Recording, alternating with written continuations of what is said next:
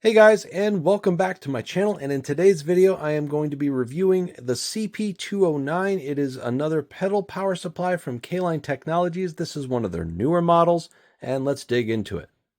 As with all my reviews, for full disclosure, Caline did send this pedal power supply to me free of charge in exchange for my review and also Teardown. They did ask me to tear it down like I have done with my other reviews on their other power supplies, and this video will be no different.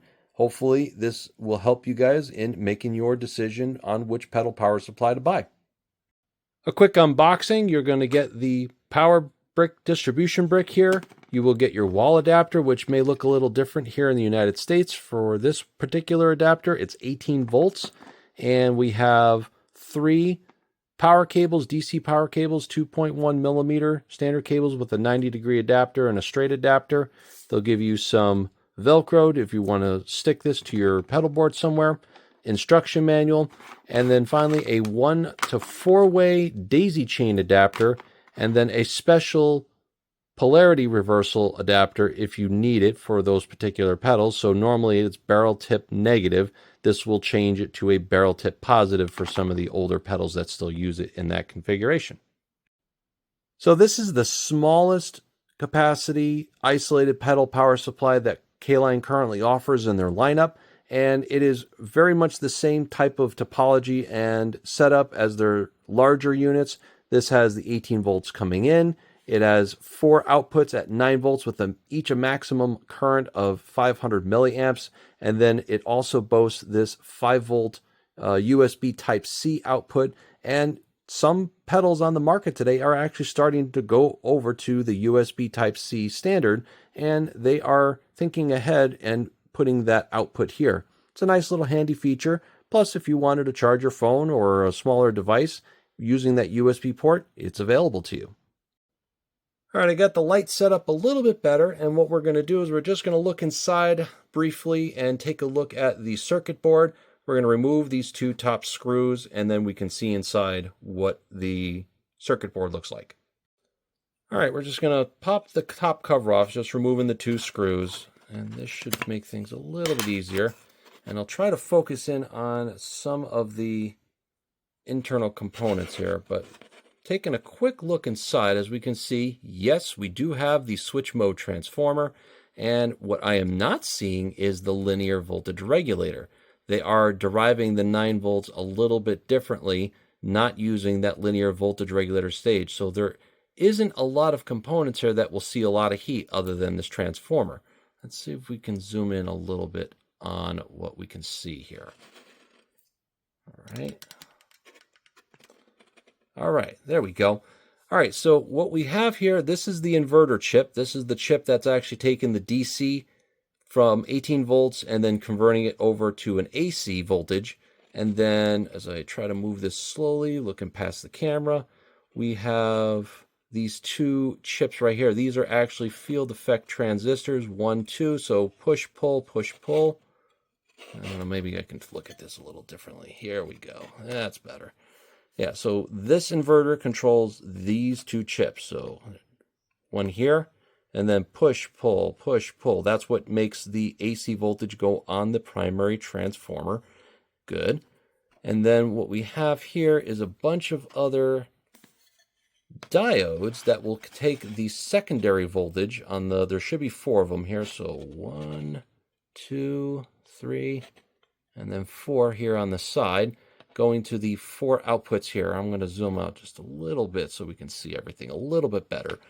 But what I am not seeing here is the linear voltage regulators, as I mentioned. So what they're actually doing is they're taking the AC voltage right off of the secondary. So this secondary is likely just ever so slightly higher, but not as high as it would be with the linear voltage regulator in circuit. And they are taking that AC voltage, rectifying it with these bank of diodes right here. And then it will then be filtered. There's some smaller, tiny capacitors here and some MELF diodes. I don't know if those are Zener diodes or not, but that's how they're doing it. They're just rectifying that AC to DC, and the voltage is going to be very close to the 9 volts already coming off the transformer. So they are eliminating that linear voltage regulator. Oh, and while I see it here, this particular chip, because of that 5-volt DC, you can see the XL212E1 in U2.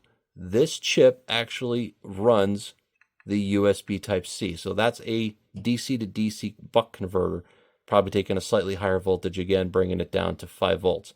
These kind of chips usually have a couple more components here to filter that out, but I believe that's all internalized with this particular chip. But they are not using that for the 9-volt outputs, but that's okay. You really do have a very small form factor to have to try to fit everything into this box nice and neat. There's nothing underneath this board, I already checked. It's just copper traces there. But inside is very neatly put together. And let me just zoom out a little bit more so we can see everything.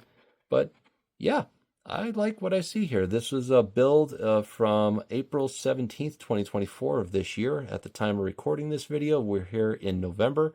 But yeah, I'm seeing it's a little bit more simplified than the other larger models, but let's see how well it performs. All right, so yes, these are Zener diodes that are located right here. So what they're doing is they're taking the slightly higher voltage, and then they're taking whatever excess voltage. These must be rated for up to 9 volts here, and just bleeding that to ground. So these will see a tiny bit of heat, but not much. The majority of the current is going through the transformer.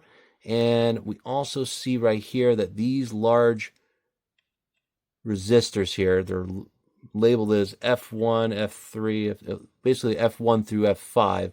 And basically these are the resistors that are in line with the output. So in the event of a short circuit, that LED light will go off, and then all that heat will go into these large surface mount resistors, so it won't destroy your pedal and it won't destroy the power supply. So that's what that safety feature for a short circuit protection is for. Well, that's about it. I don't see anything super exotic on here, but the circuit is sound.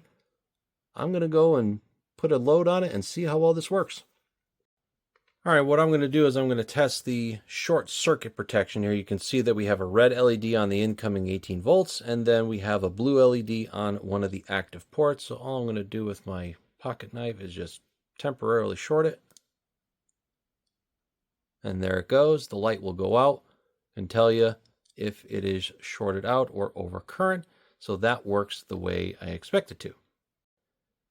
Here I have my drum loop pedal here from Flamma, and this takes up to 300 milliamps of current, and it has no problem being powered off of one of the 500 milliamp outputs here on the power supply.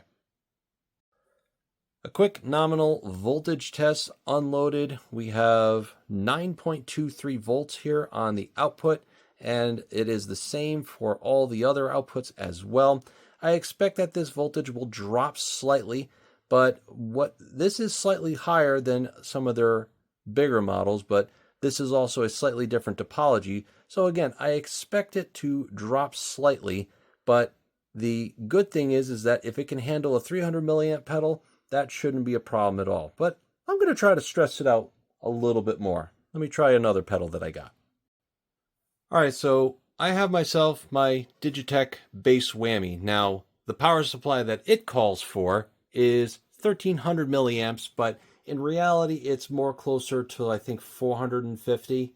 I don't know exactly, but let's see how well this powers it. I have the daisy chain just for the sake of being able to see the output voltage here.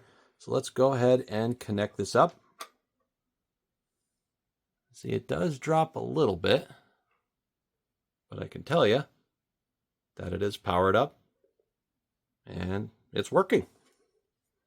Now, if we engage it without losing the frame here, there you go. So it is powering a much bigger pedal. 8.7, 8.8, that's not bad at all. For a larger pedal, I'm very happy with that performance.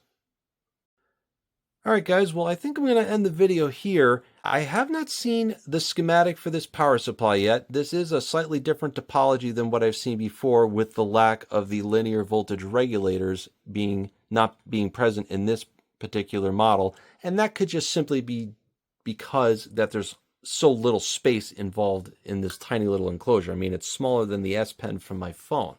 The voltage regulation is pretty good. And for it to power a large digital pedal like the bass whammy, and it only drops to 8.8 volts, I'd say that's a bit of an improvement over some of the larger units. That's just because of the technology. It's still well within tolerances, and I'm very happy with the performance that I'm seeing. If you guys get this power supply, shoot me a comment. Let me know what you think. I hope that it works well for you. I'm really liking what I see in terms of design, and you get a lot of good features for the cost that this is sold at. Anyways, thank you guys so much for watching and supporting my channel, and I'll see you guys on the next review.